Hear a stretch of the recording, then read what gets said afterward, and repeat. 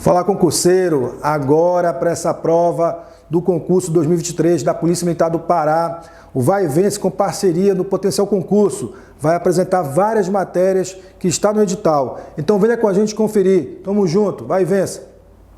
Alunos CFP, assista agora a aula de Direito Penal. Missão dada é missão cumprida. Vai Vence.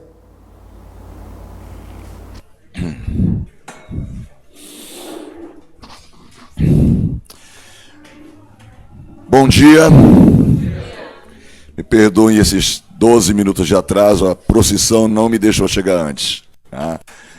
Mas vamos lá, aos que chegaram e acho que aos que vão chegar ainda, né? E a galera que está acompanhando a gente aí pelo online, bom dia a todos. Sou o professor Gessandro, para quem não me conhece.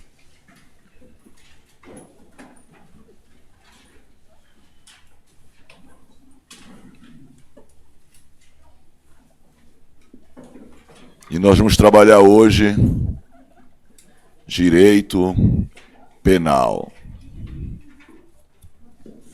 Ok? Você tem aí o material em mãos? Então vamos seguir. Tanto a legislação também, né?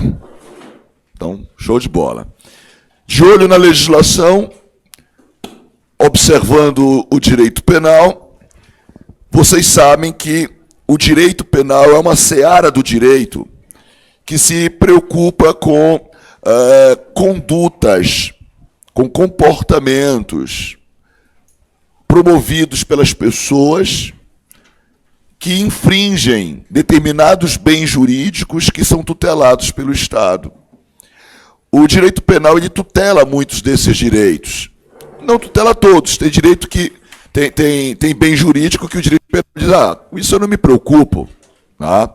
Mas tem outros que o direito penal diz, opa, pera lá, isso aqui me interessa muito, tá? Eu quero trabalhar esse assunto, eu quero colocar regras nessas condutas. E quando o direito penal se posta, se positiva em forma de lei, como se costuma dizer no direito, tá? Então o descumprimento dessas normas penais criam aquilo que nós chamamos de infração penal. Ok? A infração penal. O estudo da infração penal, né, o estudo do direito penal no mundo, né, costuma dividir as infrações penais em espécies, né? Então, existem espécies de infração penal. Só que existem algumas diferenças de um país para o outro. Por exemplo, alguns países costumam classificar 2 espécies de infração penal.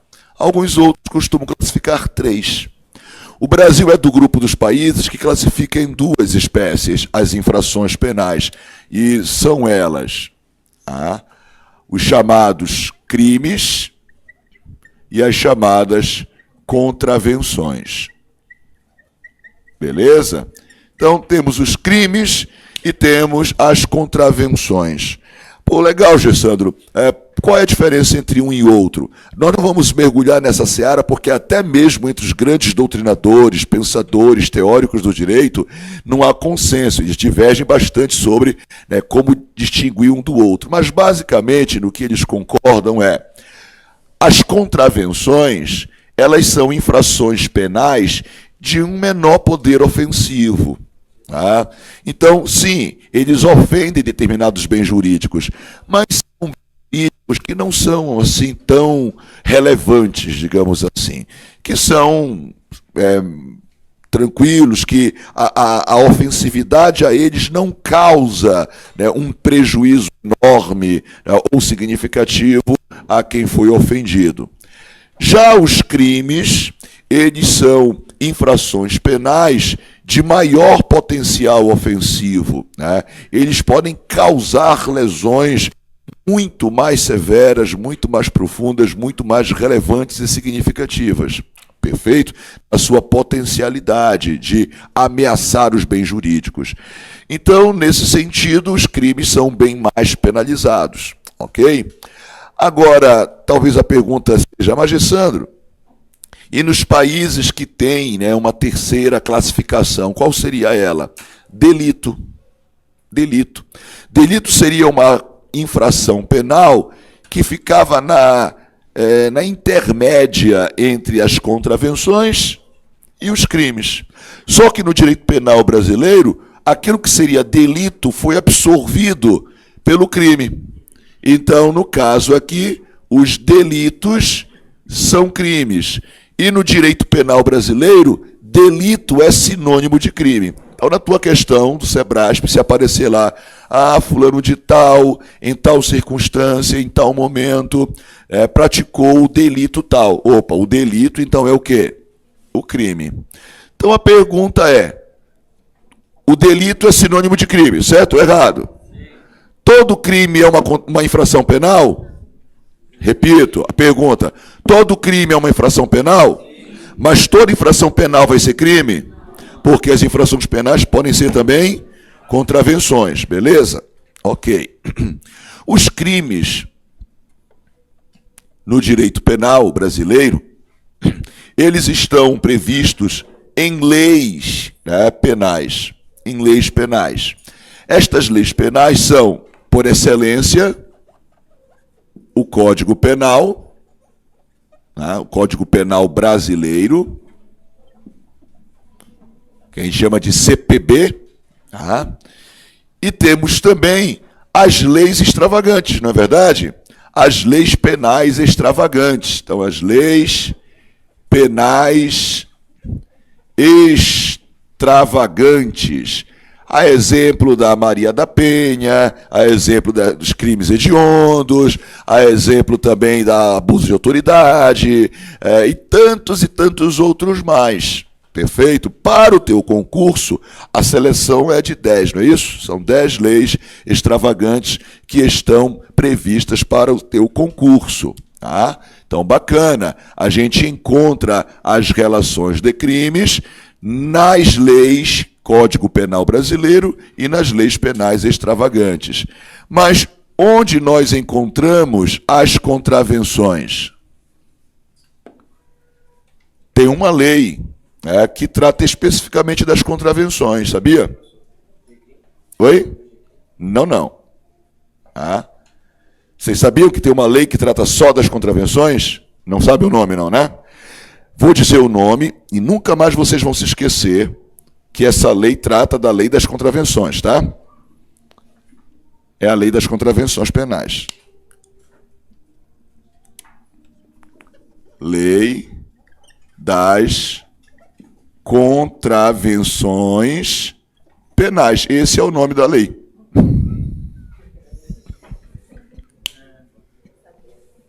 A LCP, tá? Lei das Contravenções Penais. Tranquilo? Tá? Lá ela vai tratar das contravenções. Perfeito? Tranquilo? Isso aqui é informação básica, tá? Só para não pegar nenhum tipo de escorregão nos termos, né, quando aparecerem na prova. Então, já sei que o que é crime, que delito é sinônimo de crime, que infração penal pode ter duas espécies, uma delas é as contravenções. Para nós, no nosso concurso, o que interessa é crime, beleza? Então, a gente vai trabalhar Código Penal, leis penais extravagantes, algumas delas pelo menos, beleza? Mas existem as contravenções, está lá na lei das contravenções penais. O dia que cair esse negócio no nosso concurso, beleza. Mas como eu vou passar nesse, eu não vou estudar esse negócio não. Tá bom? Tranquilo? Beleza? Agora, nós temos uma lei maior. Não temos uma lei maior? Uma lei que a todos nos rege, a todos nos guia. É ela. Tá? Então, a Constituição do Brasil, a Constituição Federal do Brasil, é uma Constituição que cria um Estado autoritário, absolutista ou um Estado de direito? O que significa isso? O que significa um Estado de direito? Significa que o Estado pode fazer o que quiser? Que limite é esse? A lei. O limite é a lei, ou seja, no Estado de Direito, o limite de todas as pessoas e coisas é a lei. Tá? Então, no Estado de Direito, nós temos o império da lei. Todos estão abaixo dela. Ninguém está acima da lei. Tá? Todos devem estar dentro da lei, para ser mais preciso na realidade, do que abaixo, dentro dela. Tá? Então, a lei é que nos rege. Está entendendo? A lei é que nos coloca limites. Em direito administrativo, vocês acabaram de falar uma frase que é muito comum no direito administrativo, né? A administração pública ela não pode fazer o que quiser. Ela tem que fazer aquilo que a lei lhe permite, lhe autoriza, lhe manda. Né? A administração pública não basta dizer assim, deixa eu olhar aqui a lei e ver se a lei não me proíbe. Tá aqui, ó, a lei não está me proibindo de fazer isso, não. Tá? Então, se a lei não está me proibindo de fazer isso, a administração pública diz, então eu vou fazer. Negativo. Não basta a administração pública que a lei não lhe proíba. A lei tem que lhe permitir. Beleza? Tem que lhe autorizar. Tem que lhe determinar. Tranquilo? Agora, quando a gente olha para nós, pessoas simples, comuns, réis mortais, o cidadão ou qualquer do povo, tá? Nós podemos fazer o quê? Aí a gente vai e olha lá para a lei. Pô, será que eu posso fazer isso? Aí eu olho lá na lei. A lei não está me proibindo. Para mim e para você, basta isso então?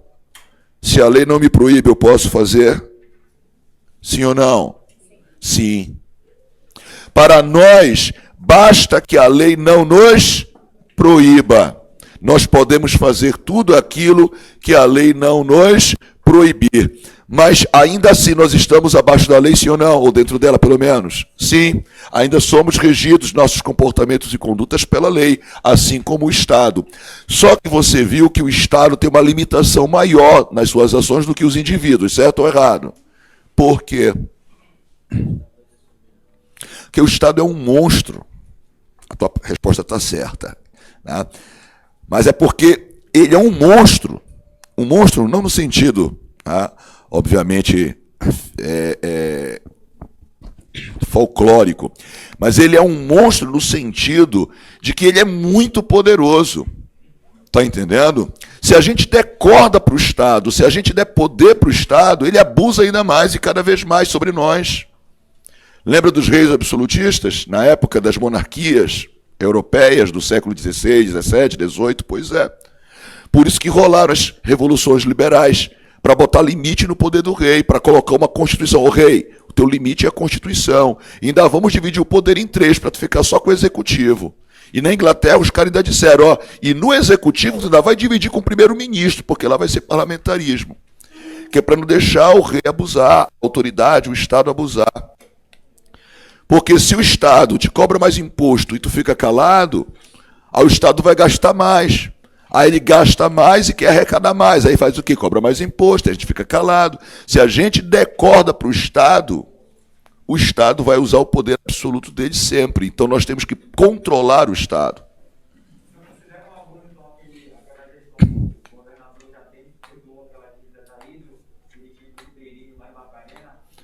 Foi imoral, mas não foi ilegal. Entendeu? Foi imoral, mas não foi ilegal. E é exatamente onde eu quero chegar agora. Tá? Tua pergunta foi precisa. Tá? Diga. Não? Então, a questão da legalidade, moralidade, que mais? Pecado, né? Crime. O que vai definir aquilo que é crime? Tá? Então, se você observar, a nossa Constituição, ela bota limite no Estado, certo ou errado? E bota limite na gente também, certo ou errado? Certo, nós somos limitados. O Estado mais do que nós, por conta do poder monstruoso que o Estado é. Então, por isso mesmo, que existem princípios que a Constituição já estabelece previamente que todas as leis infraconstitucionais têm que obedecer. Elas podem até exceder, mas não podem ir contra a Constituição, certo ou errado? Então, por exemplo, se a Constituição cria um direito, aí, sei lá, o Código Civil amplia esse direito. A Constituição vai dizer, pô, tudo bem. Se está ampliando o direito, melhor. Tá? Agora, vamos lá, uma lei maior, né, diz assim, olha, os idosos a partir de 75 anos têm direito à gratuidade nos transportes. Uma lei federal. Tá? Aí vem o governo municipal e diz, não, gratuidade nos transportes aqui no meu município já vai ser a partir de 60 anos. Pode ou não pode? Pode. Porque ele não vai tirar direitos de ninguém, ele vai acrescentar mais direitos. Agora, se o município disser, não, aqui no nosso município, gratuidade só a partir de 70 anos. Pode? Já não pode, porque entra em oposição à lei federal, à Constituição, e tira direitos, e não pode. Bacana, tranquilo?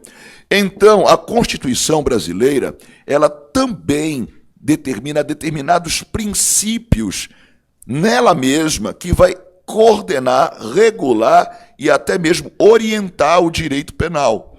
E no artigo 1º do Código Penal, você já pode observar aí, no artigo 1º do Código Penal, ele começa dizendo claramente o seguinte: não há crime. Para aí, calma lá, por partes.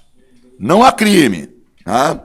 Não há crime em que condições? A primeira condição é sem lei. Sem lei. A primeira condição é sem lei. Tá? Não há crime sem lei. O que isso quer dizer? Quer dizer que se a lei não me proíbe, eu posso fazer. Eu posso fazer tudo aquilo que a lei não me proibir. Se não tem lei dizendo que aquela conduta X é crime, eu posso fazer X. Ah, mas é imoral. Mas não é crime. Ah, mas é reprovável socialmente. Mas não é crime. Ah, é pecado. Mas não é crime. Beleza? É possível depois a gente dizer, ah, não, mas é tão reprovável que a gente tem que tornar crime. Pode? Pode. Aí vai o legislador e diz, olha, tá, a partir de amanhã, X é crime. Ok? Então, a partir de amanhã, X é crime. Aí chega amanhã. Chegando amanhã, o delegado Tobias diz assim, ih, caramba, olha, X é crime. A galera do potencial do Almirante Barroso de manhã, ontem, que no caso para nós hoje, fez X pra caramba. Então eu vou lá prender essa galera, porque é crime. Delegado Tobias está certo? Não. Por que não? Porque além de não há crime sem lei, ela também tem que ser o quê? Anterior. Então presta bem atenção aí. Olha só. Não há crime sem lei. Só aqui já tem um princípio constitucional, que é o princípio da legalidade, que inclusive é o título aí do artigo 1º, não é? Princípio da legalidade, tem um título aí para vocês? Tem, né? Princípio da legalidade. E não basta que a conduta reprovada esteja em lei, é preciso que para que ela seja aplicada, a lei seja anterior à prática da conduta. Então nós temos também outro princípio aí, que é o princípio da anterioridade da lei penal. Tá?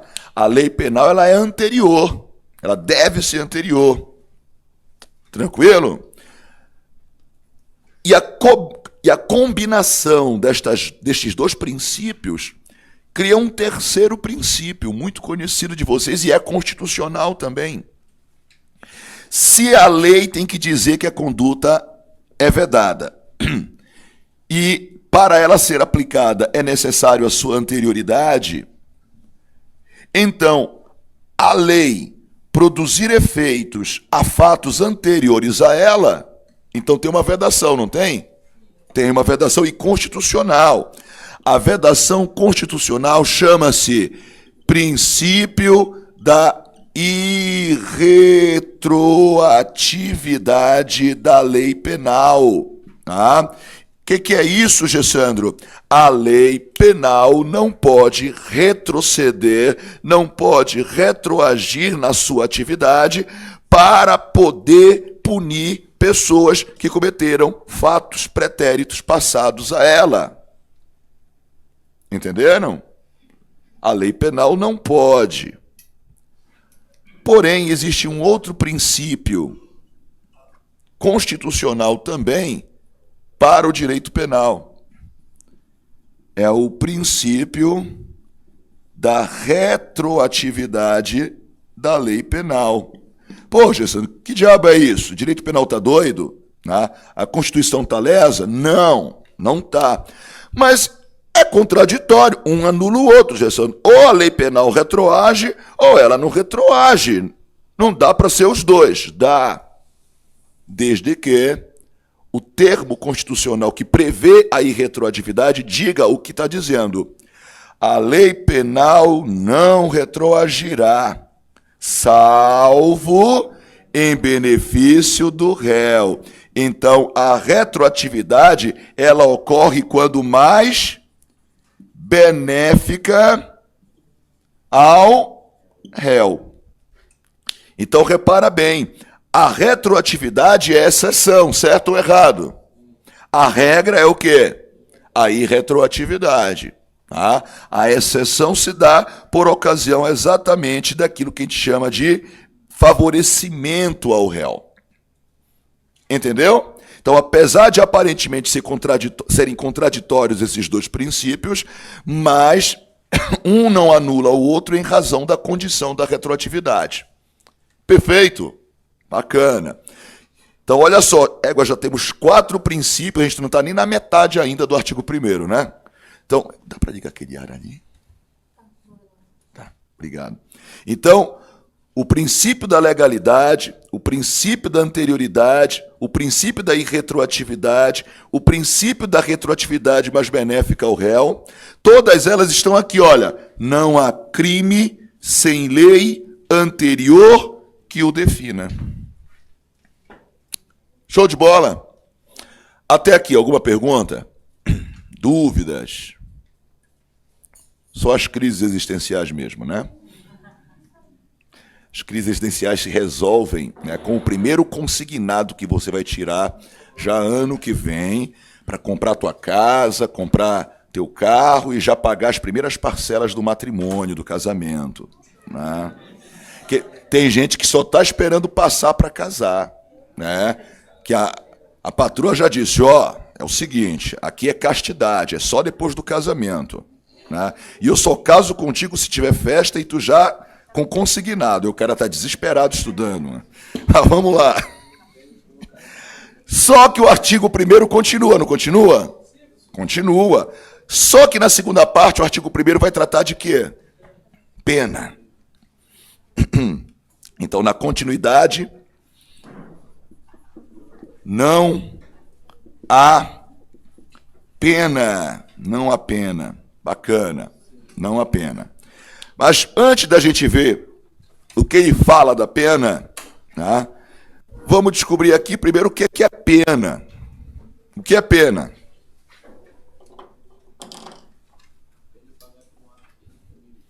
Pena é pagar pelo ato que ele fez, que ele cometeu.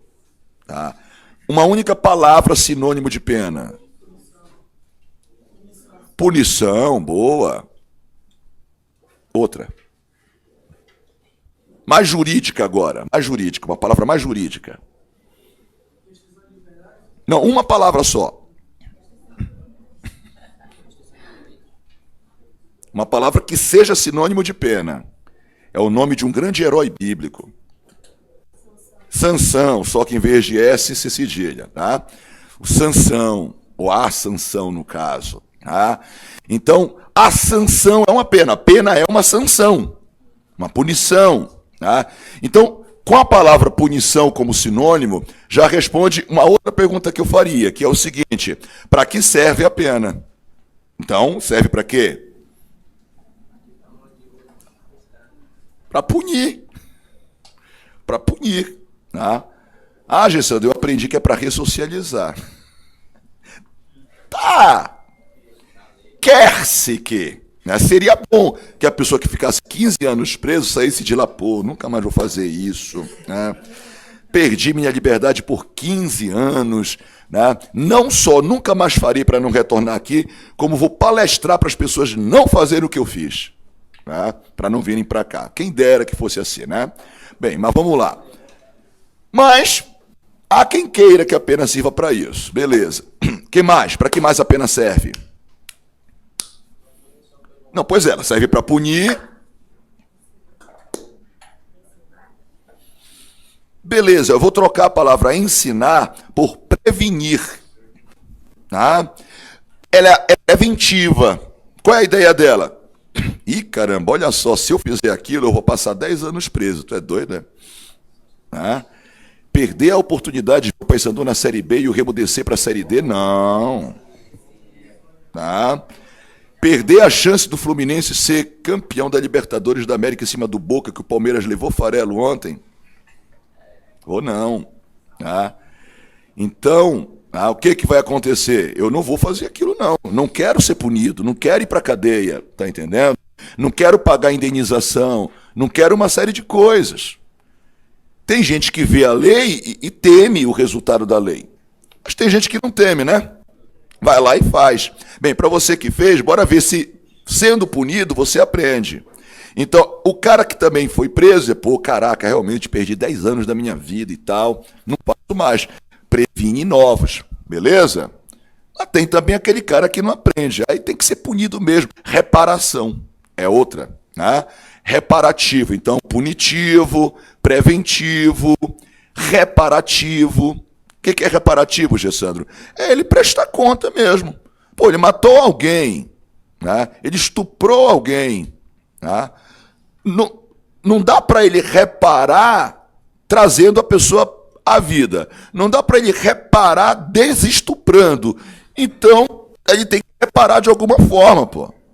É perdendo a liberdade dele. Pelo menos assim pensa a sociedade. Tá ok? Então, para a sociedade, para o Estado, encontra-se uma maneira dele reparar. Pô, pagou pelo que fez. Tá entendendo? Mas tem uma outra que não é todo mundo que gosta de falá-la. Eu não vejo problema nenhum em a gente usar como condição para a pena, ou característica da pena. Vingança. Não, vingança. O sentimento de vingança.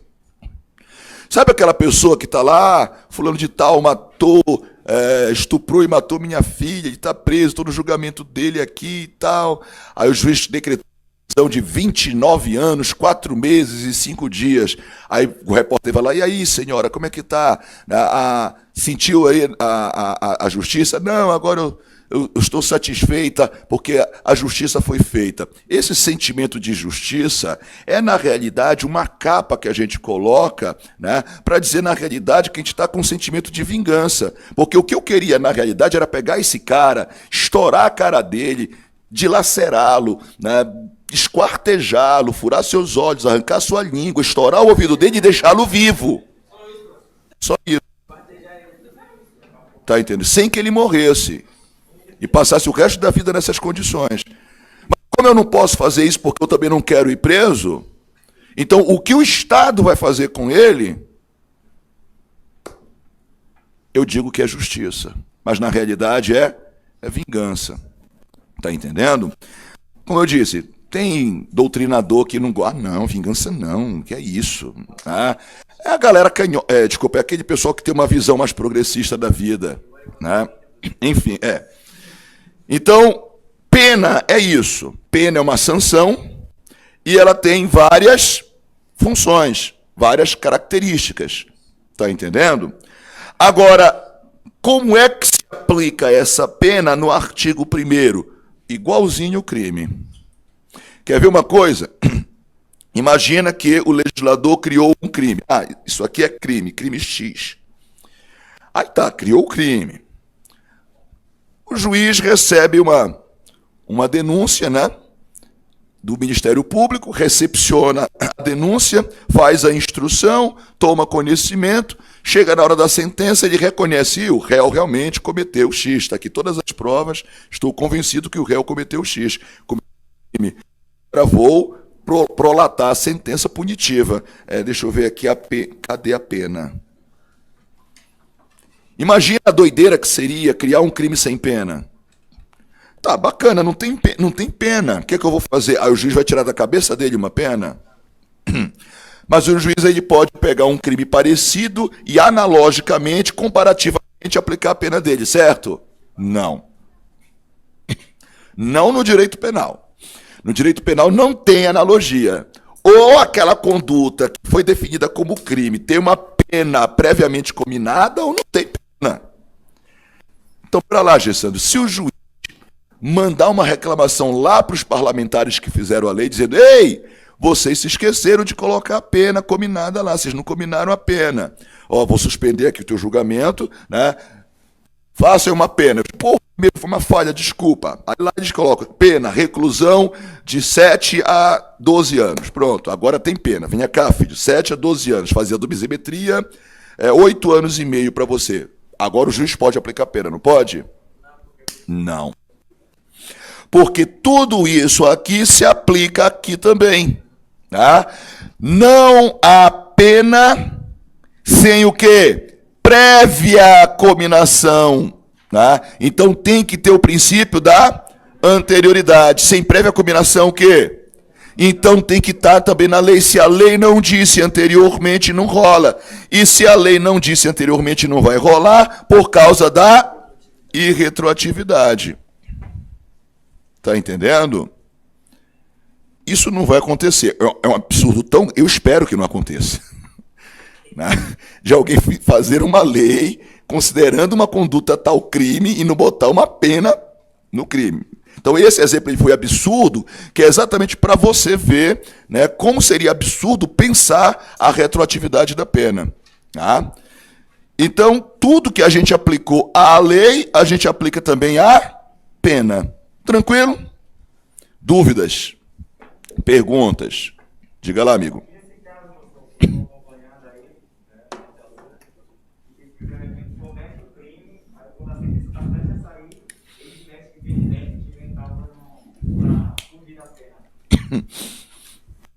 Entendi. Sem problema. Pode. Se tiver, reconhece. Agora, tem que ver o seguinte. Para ele ficar isento da pena, ele tem que provar que, no momento do cometimento do crime, ele estava nessa condição de doença mental. Está entendendo? Então, se ele era inteiramente incapaz de compreender o caráter ilícito de se comportar de acordo com esse entendimento, na época do fato, isento de pena.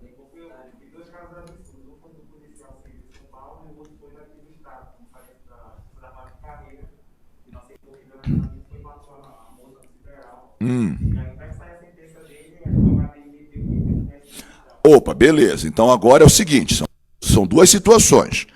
Se ele prova que lá no momento do crime ele estava nessa condição, ele é isento de pena. No momento do crime ele estava tranquilão, são, consciente, não tinha problema nenhum. Só que agora, na ocasião da sentença, a pessoa endoidou. Pode ou não pode? Acontece ou não acontece? Acontece.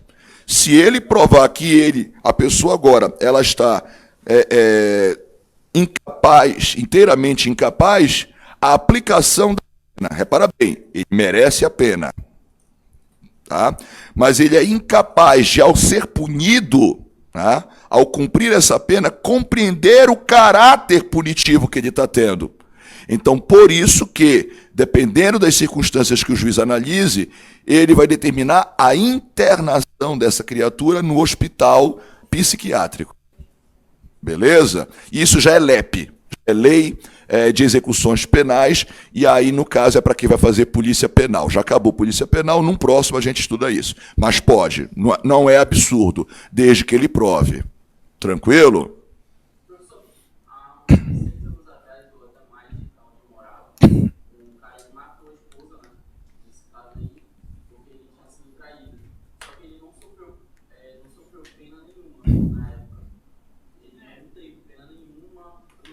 Não, pois é, aí eu tenho que saber o que aconteceu. Né? Não, quando eu digo eu tenho que saber o que aconteceu, não o que o jornal falou. Eu preciso saber dos autos do processo.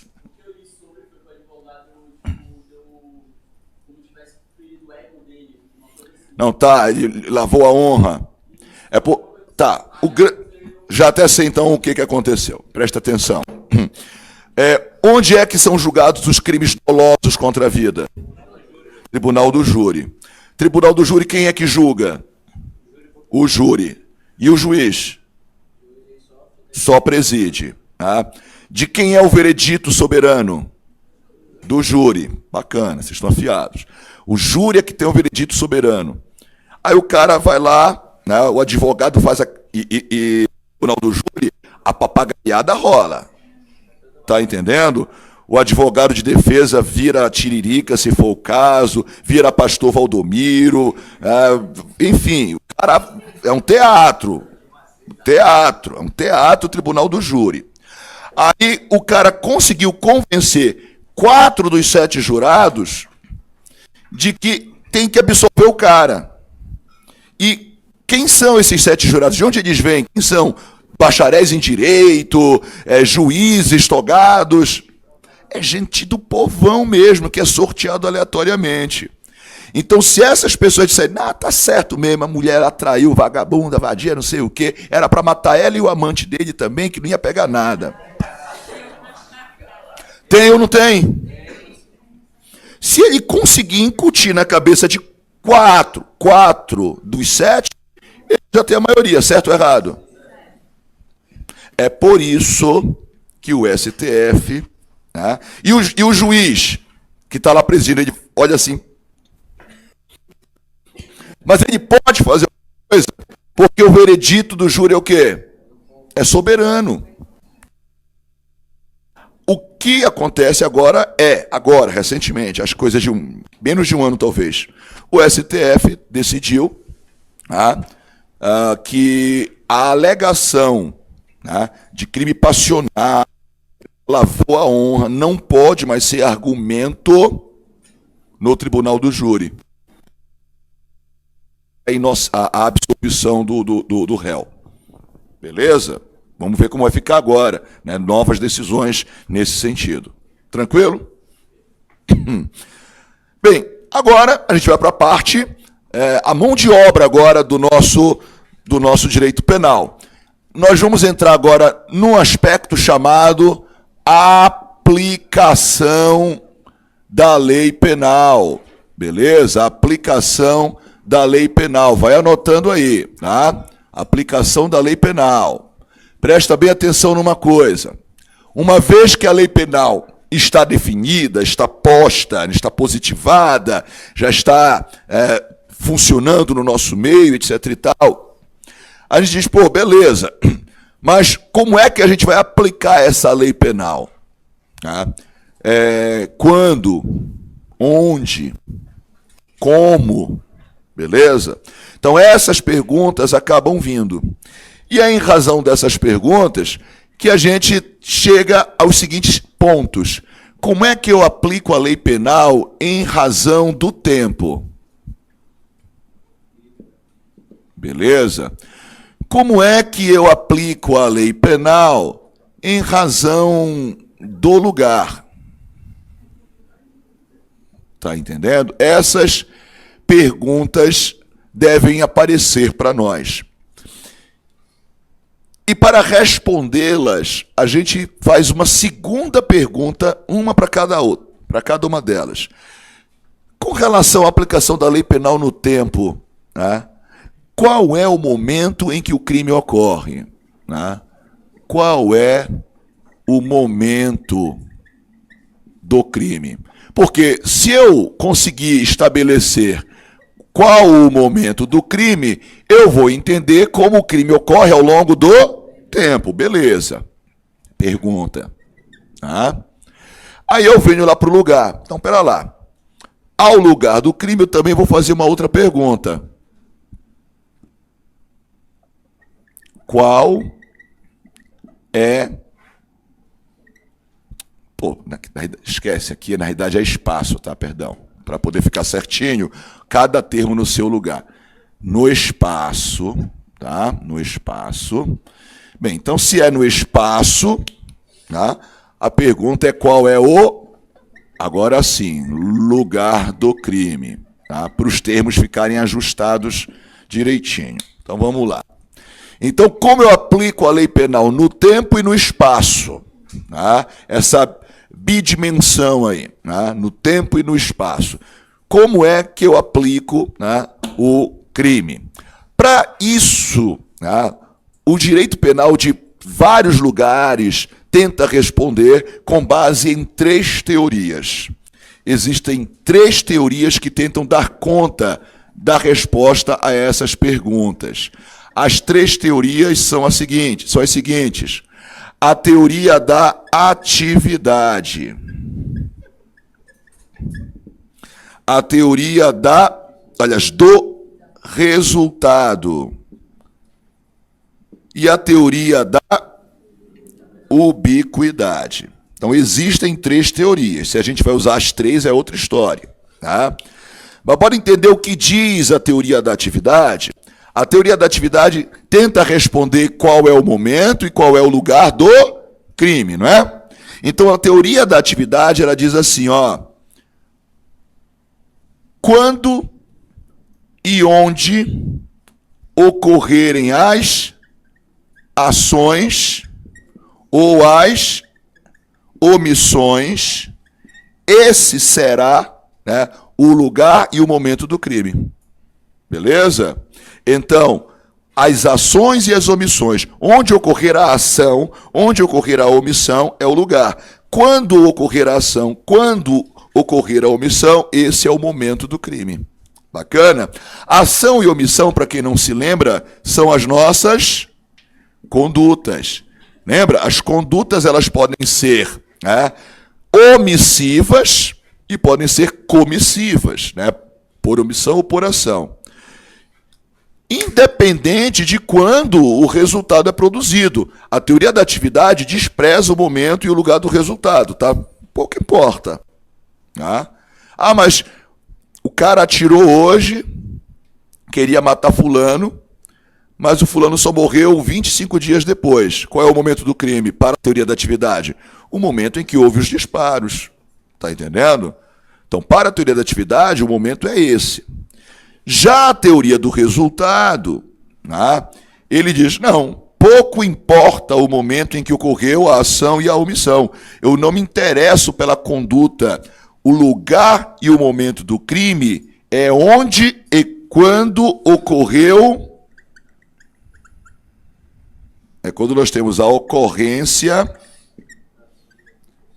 do resultado, e o resultado é nada mais, nada menos do que a consumação, ou a consequência naturalística. Beleza? Então vamos lá. Tem um crime de homicídio, não tem? Tem. Qual é a conduta do crime de homicídio? Qual é o resultado do crime de homicídio? A morte de alguém. Então, o homicídio só se consuma com a ocorrência do resultado morte, beleza? Segundo a teoria do... Não interessa quando aconteceu a conduta, o que interessa é se teve o resultado ou não. Bacana? E a teoria da ubiquidade, Gessandro? Ela também é chamada de teoria mista. Por quê? Porque para ela, o lugar do crime e o momento do crime é onde e quando ocorreu tanto a ação e a omissão, portanto a atividade, bem como dá um sentido de soma, né? Bem como onde se produziu ou deveria se produzir o resultado. Então está aqui. A teoria da ubiquidade leva em consideração os dois. Tá? Os dois. Show de bola até aí? Sem problemas? Deu para entender o que as teorias dizem? Aí o direito penal brasileiro olha para essas teorias e tenta responder essas perguntas. Pô, e aí? Qual delas eu uso? Aí o direito penal brasileiro fez isso, ó. Criou um artigo chamado artigo 4º. O que diz o artigo 4º? Considera-se praticado o crime no momento da ação ou omissão. ainda que em outro momento se dê o resultado. Ou seja, o direito penal brasileiro não está nem aí para o resultado, para definir o momento do crime, certo? Logo, qual é a teoria que a gente adota no direito penal brasileiro para definir o momento do crime? A teoria da atividade. Muito bem. O que importa é quando a pessoa praticou a conduta, a ação ou a omissão. Despreza-se, negligencia, não se quer saber de quando se produziu o resultado. Tranquilo? Ótimo, Gessano. Direito penal escolheu já, né, uma teoria para definir, né, a aplicação da lei penal no tempo, definindo que o momento do crime se dá pela atividade. Ok. E a aplicação da lei penal no espaço? Qual é o lugar do crime? Qual teoria o nosso direito penal resolveu definir? Artigo 6º do Código Penal. Artigo 6º. Considera-se praticado o crime no lugar em que ocorreu, no todo ou em parte, bem como onde se produziu ou deveria ter se produzido o resultado. Então, olha só, para o direito penal no artigo 6º, o lugar do crime depende de onde aconteceu a conduta e onde se produziu o resultado. Está entendendo? Então, nesse caso, nós adotamos a teoria da ubiquidade, também chamada de teoria mista. Muito bem. Diga.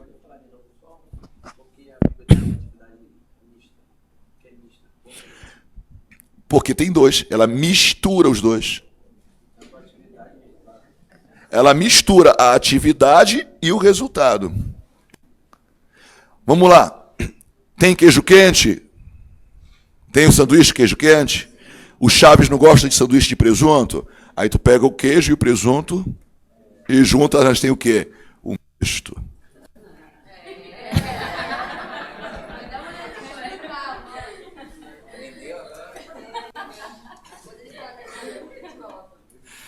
Bacana, galera? Tranquilaço. Agora, presta atenção numa coisa, né? Gessandro, o direito penal brasileiro para o resultado... Não, isso aqui não é faz o L. Isso aqui tem... Não sei quem...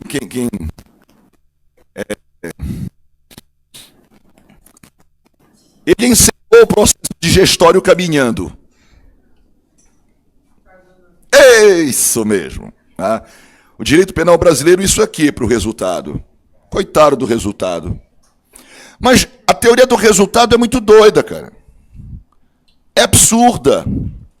Vamos imaginar que o Brasil adotasse, né, a teoria do resultado, adotasse a teoria do resultado, tranquilo? Para definir o momento do crime.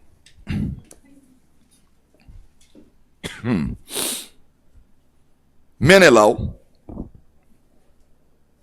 resolve chegar em casa mais cedo, fazer uma surpresa para sua esposa. Passa na Cacau Show, compra uma lata de chocolates trufados, um buquê de rosas. Faz aí uma surpresa à minha querida e amada esposa, Helena de Troia. Na realidade, ela era de Esparta primeiro, antes de ir para Troia, né? Helena de Esparta. Aí ele chega em casa, 3 horas da tarde, em vez de chegar às 6. Vou abrir devagarzinho, quero fazer uma surpresa para ela. Ele olha na sala, Helena não está. Ele olha na cozinha, Helena não está. Olha na varanda, não está. No banheiro, não está. Está no quarto, excelente, onde eu a quero mesmo, né?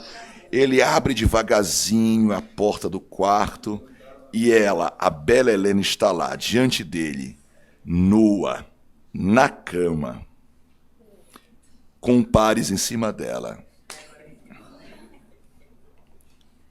Menelau, movido por uma forte emoção, saca a sua Winchester 22 e dá 5 tiros no bandido traidor.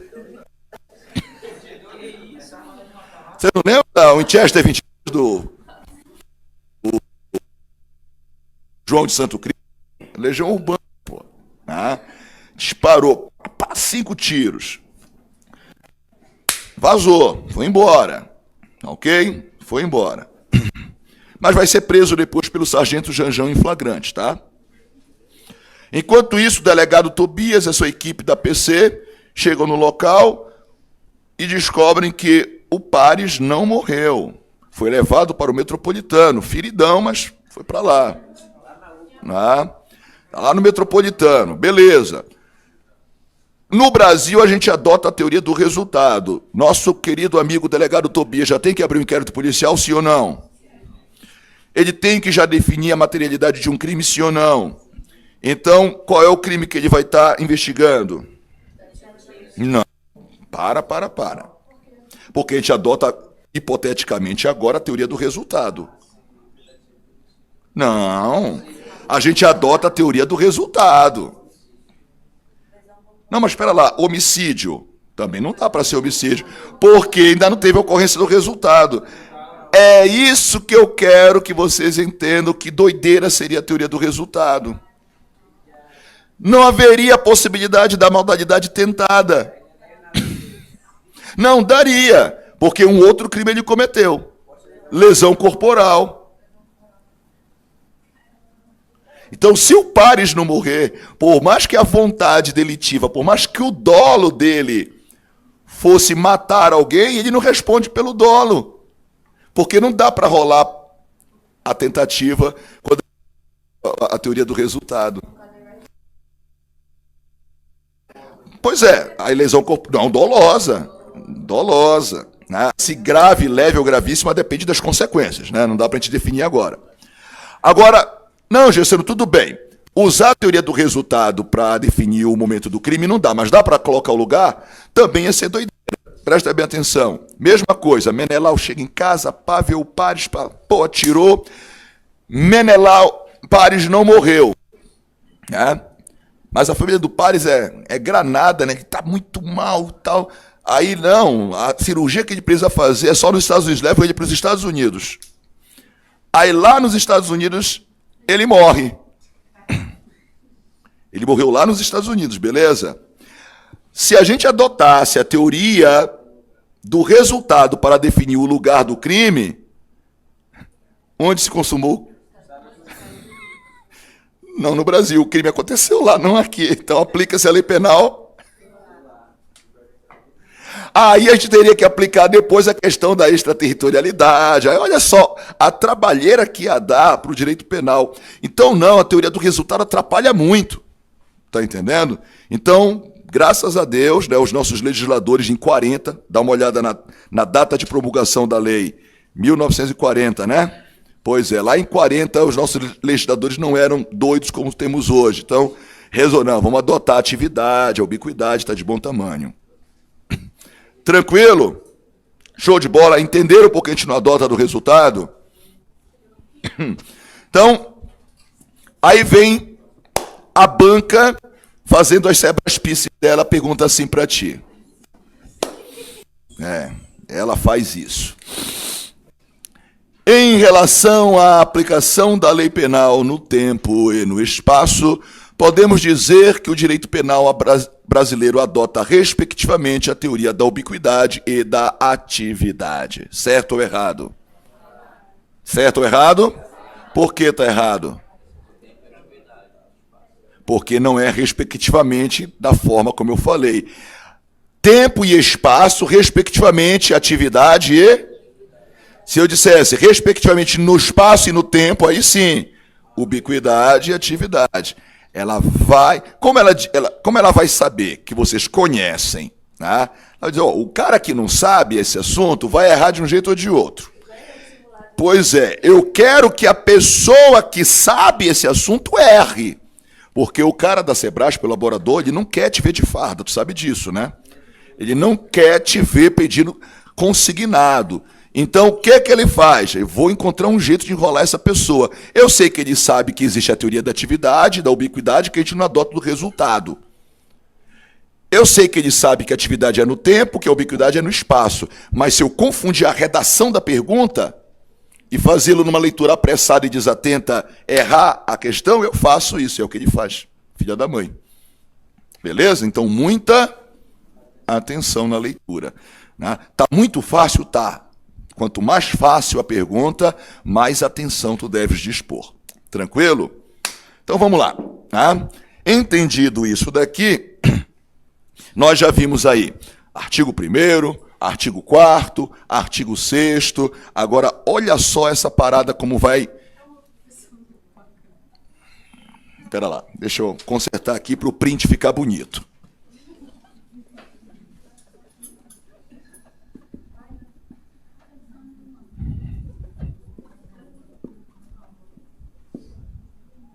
Pronto, vai lá. Pode printar a tela. Mas olha, deixa eu dizer uma coisa para vocês. Né? Neurolinguística, uma ciência muito interessante. A gente aprende bem mais as coisas que a gente lê do que as coisas que a gente ouve. A gente aprende bem mais aquilo que a gente escreve do que aquilo que a gente lê. Olha só, né? A gente aprende mais do que a gente ouve, a gente aprende lendo. Mais do que lendo, o que a gente escreve. Tirando foto, vocês só vão ler. Tá? Agora, deixa eu te dizer por quê. Porque quando tu escreve, essa informação vai para a tua memória longa. Tá entendendo? Quando tu ouves, né, e quando tu lês, ela vai para a tua memória curta e média, respectivamente. O que te leva para a memória longa é aquilo que tu escreve. E escreve, manuscrito. Isso aqui também não vai. Tá? O que vai para a memória longa é manuscrever. Então, meu amigo, né, dá uma de escriba fariseu e começa a escrever os conceitos. Recomendo. Tá? Bacana?